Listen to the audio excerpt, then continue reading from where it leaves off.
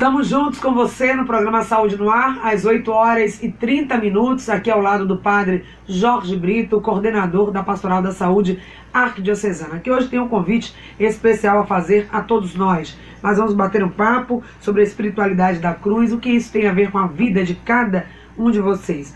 Quantas enfermidades, quantas dores, quantas cruzes carregamos no nosso dia a dia, sejam elas físicas ou espirituais. E como a espiritualidade da cruz pode nos ajudar a passar à frente, sair da sexta-feira da paixão e chegar até o domingo de Páscoa. Padre, mais uma vez, bem-vindo. Nos fale um pouco então sobre essa espiritualidade da cruz. Muito obrigado, Patrícia, e a você, caro ouvinte da nossa Rádio Excelsior, do programa Saúde no Ar.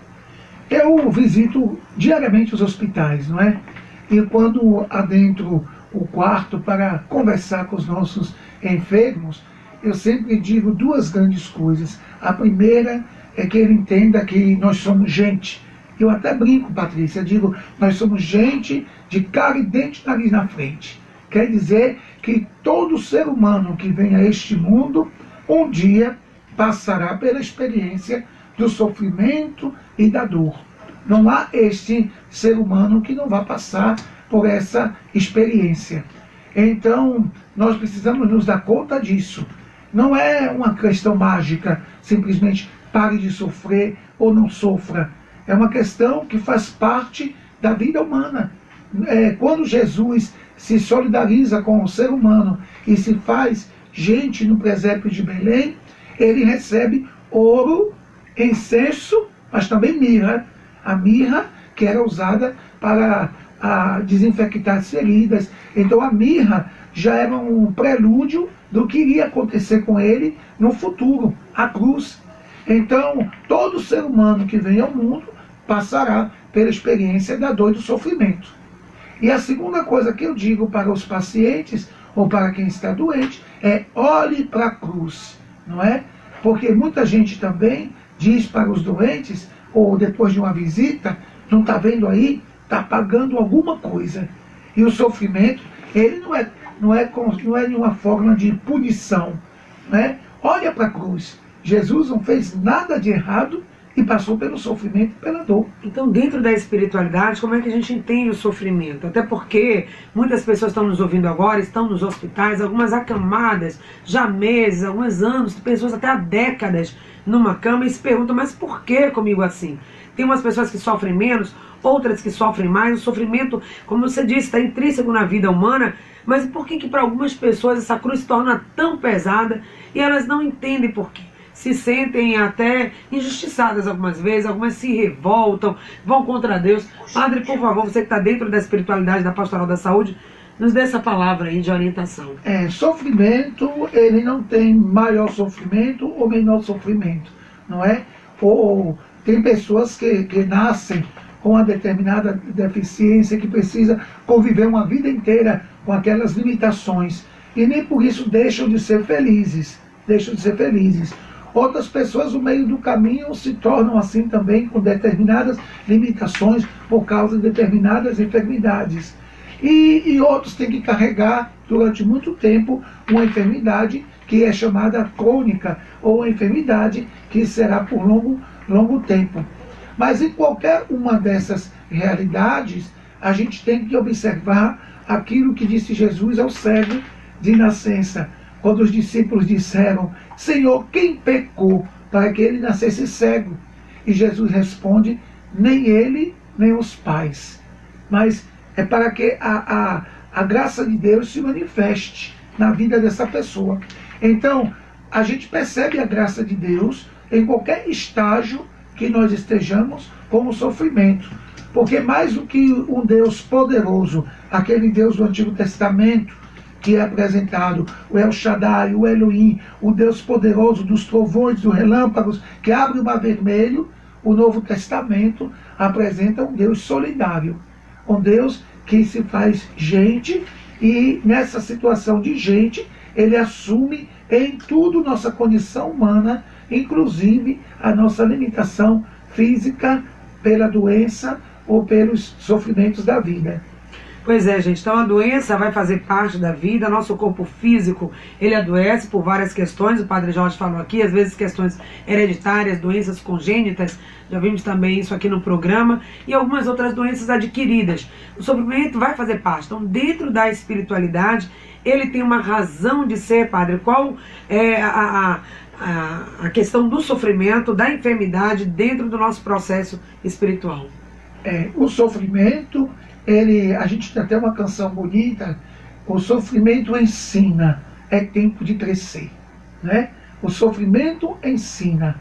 Às vezes no dia a dia a gente corre muito e até desenvolve, porque é do ser humano também, uma certa prepotência, a prepotência no sentido negativo. Quer dizer, o prepotente é aquele que se sente poderoso, que tudo pode. E de repente essas freadas da vida com o sofrimento nos faz entender do nosso limite, que o nosso tempo ele é cronometrado e a nossa vida tem determinados limites e a gente tem que olhar também o limite do outro. Então o sofrimento, nenhum sofrimento deixa de ter uma razão, não é? Seja da questão pessoal, familiar ou social.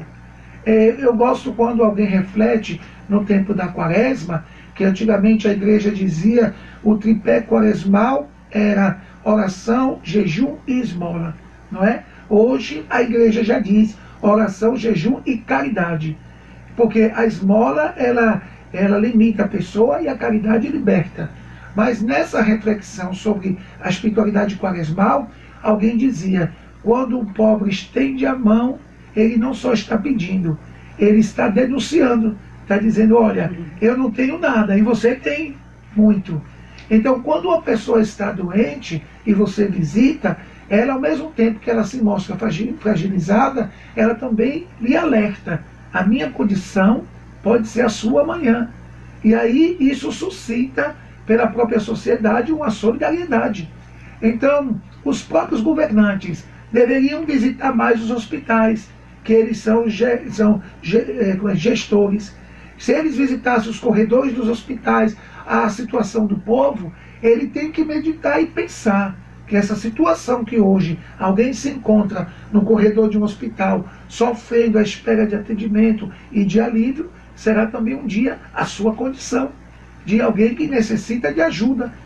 Então, o sofrimento, ele traz crescimento pessoal, familiar e social. E até eclesial. Até eclesial, não é? A igreja não pode ficar somente pensando na questão de cura, porque Jesus, no encontro com aquele homem que desce do telhado, primeiramente Jesus não tinha interesse de curá-lo fisicamente, porque Jesus diz, teus pecados estão perdoados. Jesus, ele faz uma cura mais interior. Mas depois, quando as pessoas o criticam, aí ele diz, para mostrar que eu tenho esse poder, eu digo ao homem, levante e ande. Então, a gente precisa também, como igreja, entender que nem sempre a cura física, ela só a cura física é manifestação do poder de Deus. Uma pessoa pode não ter uma cura física, mas viver numa espiritualidade altíssima. Olha, sua fala aí, eu estou remetendo aqui a todas as conversas que tive ontem lá na comunidade Carimã, porque é incrível quando a gente vê aquela igreja viva, aquele povo sofrido, ele traz a experiência dele, e isso serve aqui de subsídio pra gente, para o nosso bate-papo. Duas coisas quando você fala, né, essa espiritualidade, quando o pobre, né, o doente, ele não só pede, não é só pedido, é também uma denúncia, e mostrar também para o outro a sua autorresponsabilidade com a sua saúde, com sua vida. O que é que eu estou fazendo? Todo mundo quer ser sadio, todo mundo quer ter saúde, quer ter vida plena, quer viver muito tempo e com saúde, mas nem todo mundo quer abrir mão de qualquer tipo de alimento que come, nem todo mundo quer ter o sacrifício de acordar uma hora mais cedo para fazer uma atividade física, enfim. E eu também me coloco nesse grupo, todos nós. É difícil às vezes a gente ter uma mudança de vida, uma mudança de comportamento em busca dessa qualidade de vida que nós queremos. Então é reprogramar um pouco a mente, o cérebro dizer eu quero, eu posso, eu vou conseguir. E ontem eu vi uma história exatamente disso, de uma mulher que ela teve um problema de saúde. Imagina, ela é técnica de enfermagem, cuidava de todo mundo, media a glicemia de todo mundo em casa, do marido, dos filhos dela. Ela nunca teve a curiosidade da dela própria e tinha uma diabetes altíssima. E num corte no dedo, transformou no pé diabético, né? E ela teve que ela perdeu o dedo do pé. Eu soube dessa história ontem e depois, por conta disso, é que ela foi saber que ela tinha diabetes com um grau muito elevado, ou seja, cuidava de todo mundo e eu, né? E eu não. Então esse cuidado que começa com a gente mesmo. Pois é. Então, para falar sobre essa questão, que nem sempre a cura física, ela pode significar, porque as pessoas acreditam assim, né? Só mostrar o poder de Deus se a pessoa entrar numa cadeira de roda e sair andando. Isso. Né? Às vezes são pequenos milagres, dia a dia, né? Pequenas curas. E a gente não é atento. Por exemplo, eu vou remeter aqui ao nosso saudoso Padre Sadoc, né? Que do meio para o fim da vida teve aquele percalço de ficar tetraplégico. Mas quem visitava Padre Sadoc voltava visitado, porque do pescoço para baixo ele não movia nada, mas Padre Sadoc era de uma espiritualidade da cruz invejável. Um homem totalmente feliz, ainda que acamado e paralisado do pescoço para baixo. Lembrando também a própria força da irmã Dulce, né, que passou os últimos anos da vida sem poder deitar numa cadeira e levou à frente uma obra que está viva até hoje. Ontem também, lá em Carimã, um outro depoimento de uma pessoa que teve um acidente, uma pessoa que era muito viva, fazia várias coisas, gostava muito de festa, e teve uma queda do cavalo, está há 20 anos, né, o senhor também teve contato com essa pessoa, sem mobilidade, mas feliz. Ele disse, olha, isso aconteceu comigo, por que será? Para que eu possa pensar, rever minha vida. E ele considera um milagre vivo, porque ficou 32 dias em coma e hoje ficou com a sequela física e também na fala, mas mentalmente está aí feliz e ajudando sua comunidade. Então, mais importante do que uma cura física é ensinar as pessoas a conviver com o seu limite. E aqui vale a pena abrir aspas e até destacar, é importante destacar o trabalho do Hospital Sara Kubitschek, né? Que lida com pessoas, um hospital de reabilitação. Muitas pessoas, às vezes, que sofrem um acidente ou tem um problema, vai lá na esperança de que vai voltar andando, mas o Sara educa para que a pessoa saiba conviver com aquela, a partir de agora, com aquele seu limite, não é? Então, a gente vai levar o povo hoje ao bom fim, para que, olhando para a cruz, as pessoas entendam que Cristo, ele não fugiu do sofrimento, mas carregou a cruz. É importante entender isso. Ele disse, Pai, se possível, afaste de mim esse cálice, mas faça a sua vontade. E aí ele assume a cruz. E eu costumo dizer ao povo, Jesus não arrastou a cruz. De fato, a Bíblia fala sempre que ele carregou. Ele carregou. Então carregue também a sua cruz. Aquelas pessoas que estão nos ouvindo hoje, estão nos hospitais, mais uma vez lembrando, estão acamados, estão lutando com uma doença há muito tempo, ou descobriram recentemente uma doença, às vezes até uma doença crônica, que dentro da medicina não tem cura, mas tem aí um controle, e as pessoas ficam se perguntando. Então viva essa experiência também, de já sentir um pouco esse acolhimento de Jesus, que também sofreu. A espiritualidade da cruz traz essa força para essas pessoas que já estão aí cansadas, desanimadas, porque estão convivendo há tanto tempo com a doença. Quero mandar um abraço para o nosso querido Neilon Barbosa, que está a caminho, saindo de Salvador, Neilon, para aproveitar, curtir. Ele daqui a pouquinho tem a nossa pílula de sabedoria, falando sobre a importância das férias. Um abraço para todos que estão nos ouvindo, também aí o Júlio, que esteve lá em Lamarão, iniciou a campanha dos R$2, apenas R$2, para fazer o depósito e ajudar a construção do projeto Não Vai Embora. Tem uma matéria lá no portal Saúde no Ar. Acessem www.portalsaudenoar.com.br para conhecer um pouco mais desse projeto e ajudar. Tem ouvinte na linha, 3328-7666. Vou repetir o número, tá? 3328-7666. É o telefone aqui do estúdio. Liga pra gente, vamos bater um papo com o Padre Jorge, entender um pouco mais, Jorge Brito, da Pastoral da Saúde, o que é a espiritualidade da cruz. Próximo bloco vamos falar sobre a Missa dos Enfermos, que acontece hoje, qual o sentido dessa missa, que tem um ritual próprio, faz parte das missas ritualistas, né? Justamente.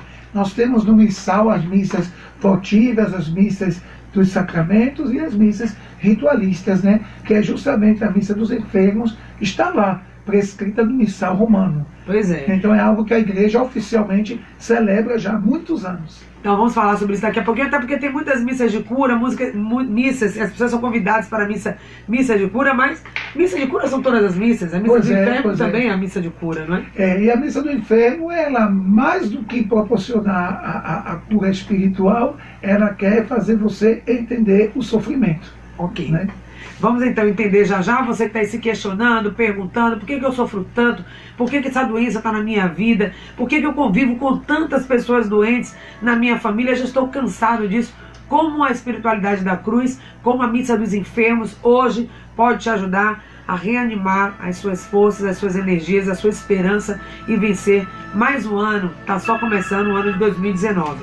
Enquanto você liga, 3328-7666, no oferecimento de Olist, uma clínica de psiquiatria criada para promover a saúde mental, oferecendo aos pacientes e sua família todos os recursos de psiquiatria moderna que existe, gente. Uma equipe multidisciplinar que atende aí no Hospital Dia, no ambulatório de psiquiatria, no Hospital Dia, residência terapêutica, atendimento domiciliar, tudo isso com um único objetivo: cuidar das pessoas. Clínica Olist, fica em Pituaçu, marque a sua consulta 3082-3611. 3082, conheça a Olist, que atende na área de psiquiatria, psicologia, todos os problemas de saúde mental. Estou falando disso porque estamos no Janeiro Branco, é o mês de alerta às doenças mentais, e o Saúde no Ar, se tem campanha, estamos juntos. Vamos com o Minuto Olist e depois voltamos aqui com bate-papo com o Padre Jorge, da Pastoral da Saúde.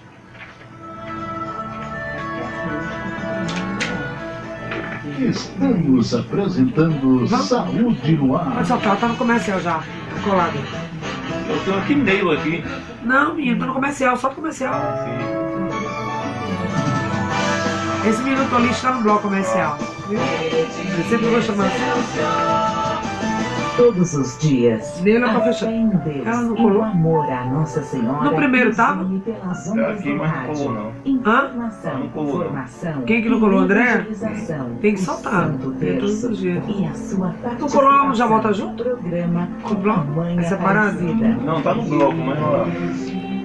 Tá no meio. É sempre no início. Vou falar com ela. Todos os dias, às 10 da noite, na Rede Aparecida de Rádio. Minuto Olist. Tema de hoje: transtornos de ansiedade com a psiquiatra Paula Dione. Saúde mental não para. Porque na volta de cada comentar com ele, né? Segundo a Organização Mundial de Saúde.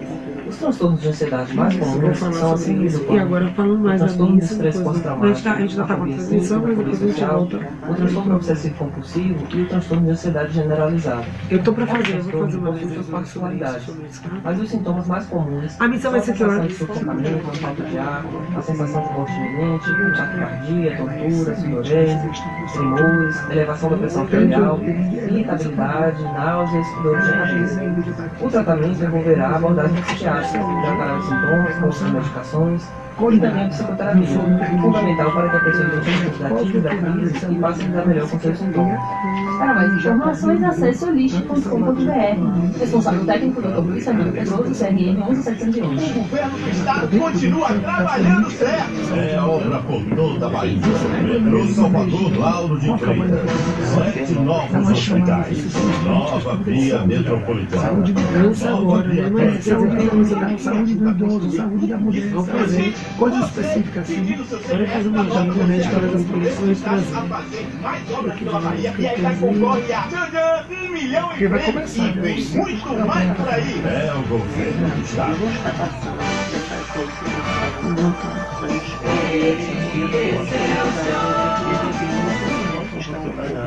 Estamos apresentando Saúde no Ar.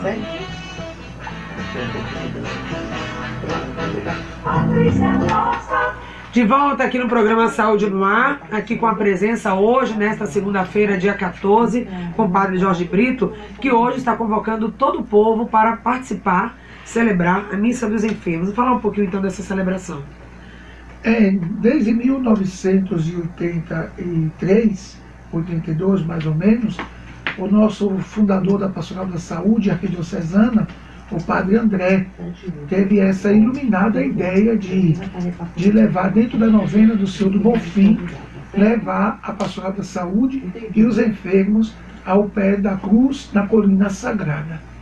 E isso trouxe para a Pastoral da Saúde um grande crescimento espiritual, porque tanto os enfermos como os agentes, no dia a dia, são chamados a olhar para o crucificado, para o Senhor do Bonfim, e encontrar nele forças para carregar no dia a dia a cruz do sofrimento.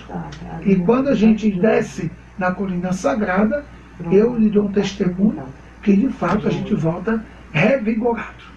Então hoje, dentro dessa novena do Senhor do Bonfim, no seu 4º dia de novena, nós estaremos lá às 2 horas, às 14 horas o povo já estará chegando, às 15 horas começará a missa com o nosso bispo auxiliar, Dom Estevão, e os padres que vão ministrar dentro da missa, vão ministrar a unção dos enfermos, que é o sacramento específico para os que estão debilitados. Do quem é convocado para essa missa de hoje, portanto, às 15 horas, às 3 da tarde, lá no Bonfim? As pessoas doentes, quem que vocês chamam especialmente? Obviamente que a missa é um convite para todos participarem desse banquete, mas especialmente hoje essa missa vai ser direcionada para quem, padre? Olha, o sacramento dos enfermos, ele é direcionado para aqueles que estão idosos, num perigo dia a dia de sofrimento e de morte, e também para os que estão doentes. O nome diz unção dos enfermos. Mas não é um sacramento como antigamente era conhecido da extrema unção, que era um sacramento dado a quem está para morrer. Até hoje o povo... Vamos tirar até um pouco essa ideia, né, antiga, já ultrapassada, renovada, que não unção dos enfermos, mas o sacramento dos enfermos. É o sacramento para dar força, para trazer uma cura, um conforto. Mais do que o sacramento da morte, é o sacramento da vida. Então esse sacramento hoje vai ser ministrado dentro da missa, lá no Bonfim, para as pessoas que estão enfraquecidas fisicamente e espiritualmente. Então quem pode ir, gente, mesmo quem está debilitado, está às vezes numa cadeira de rodas, mas peça alguém para ajudar, para fazer hoje esse ato solidário, levar aquelas pessoas que estão doentes para essa missa, que vai ser um momento especial e com certeza muitas curas, né, podem ser iniciadas. Com certeza, porque várias paróquias que tem a Pastoral da Saúde, a paróquia de Pernambués, a paróquia de Mato Escura, a paróquia de Mussurunga, a paróquia de Pau da Lima e Palmiúdo, etc. São paróquias que já têm uma tradição com a Pastoral da Saúde em alugar ônibus e levar nesse dia. Não é? Vai cheio de enfermos e idosos para o Bonfim. Então a Pastoral da Saúde estará lá para acolher. Você que é idoso, não esqueça de levar água, porque é preciso se hidratar muito nesse tempo quente. Leva uma fruta, né, para merendar, porque eles vão ficar muito tempo sem merenda, né? Tem que se alimentar de 3 em 3 horas, e aí a gente vai celebrar com alegria. No ensejo também estará lá uma enfermeira medindo a pressão arterial e a glicemia. Olha, então, que bacana, né? Esse momento de encontro, onde todos... Aí você vai perceber também que você não está sozinho carregando a sua cruz. Todos nós temos as nossas cruzes, e se fortalecer, vai ver que tem pessoas numa situação, às vezes, muito pior do que a sua, e que está lá firme e forte, levando a vida à frente. Então vai hoje nessa missa, que não é uma missa de cura, mas é a missa dos enfermos. Há uma diferença nesses dois rituais, padre? Porque... geralmente a missa de cura, ela tem um efeito, que ela tem um resultado psicológico muito grande, né? Porque de fato a pessoa que recebe uma notícia de uma enfermidade sempre tem aquele momento da não aceitação. E a missa de cura, ela tem toda uma força psicológica que diz: você pode, Deus vai te curar e você vai chegar lá. Então a pessoa que entra cabisbaixa, entristecida, com essa força psicológica, através de muitos cânticos, orações e etc., faz a pessoa retornar para casa mais fortalecida nesse sentido, porque a missa de cura tem esse aspecto. E a missa dos enfermos, ela vai lhe fortalecer também espiritualmente, mas vai, como já dissemos antes, vai ensinar você a caminhar e a viver com aquela sua nova situação, com aquela sua nova vida. A nova vida que você tem com uma doença chamada crônica ou a doença que lhe assustou por ter descoberto agora. Exatamente. Então tudo começa, a cura inclusive começa com a mente. Estávamos falando isso aqui. Quando você começa a projetar, bota na sua mente, eu vou me curar, e busca os recursos para isso, a cura já começou aí na sua mente, no seu desejo de ser curado. E aí isso faz lembrar muito aquela mulher do fluxo de sangue, né? Quem me tocou? No meio de uma multidão, imagina, Carnaval de Salvador, domingo de Carnaval no Campo Grande, ou terça-feira de Carnaval na Avenida, aquele grupão de gente todo. É assim que Jesus estava, e ele disse, quem me tocou? Quem me tocou? Porque foi tão forte que foi involuntário. A fé dela, a vontade de ser curada era tão grande que involuntário saiu essa energia de Jesus. Eu gosto de dar exemplo para essa questão da vivência com a debilidade, com a doença. Por exemplo, a evolução da questão da pessoa que vive com HIV. Então, no início, a pessoa era o aidético. Sim. E o aidético era aquela pessoa condenada a morrer pela AIDS, né? Depois você se dá conta que você pode viver com o HIV. Então a pessoa passou a ser usado essa terminologia, a pessoa que vive com HIV. E os familiares, que geralmente eram os que condenavam aquele que era contaminado, passa a conviver com o HIV. Então os que são familiares, que não têm o vírus, convivem com o HIV. Quem tem o vírus, vive com o HIV. Vive com o HIV. Quem antigamente era condenado. Exatamente. Então é essa o papel e a espiritualidade da pastoral.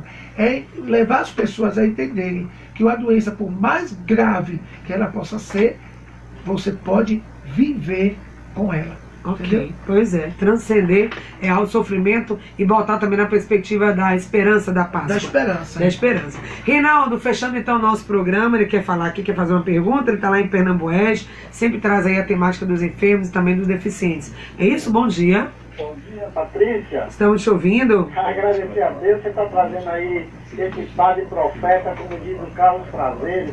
Meu caro padre, parabéns pelo trabalho, Deus abençoe.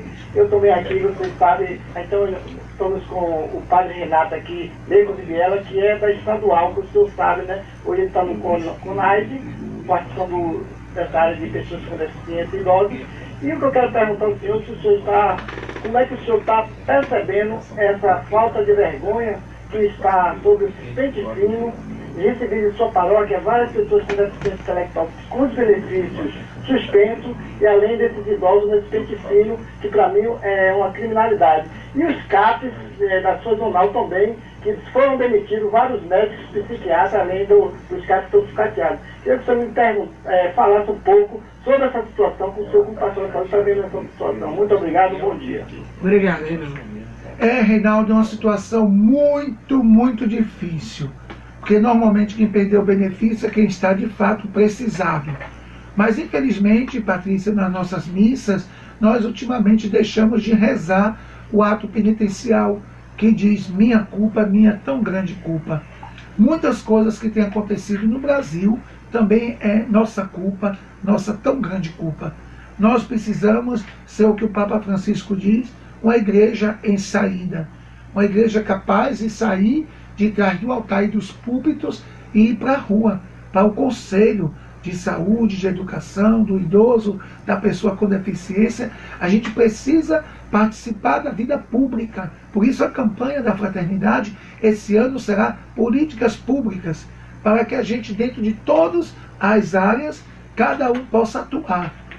Na política pública de deficientes, na política pública do idoso, da criança.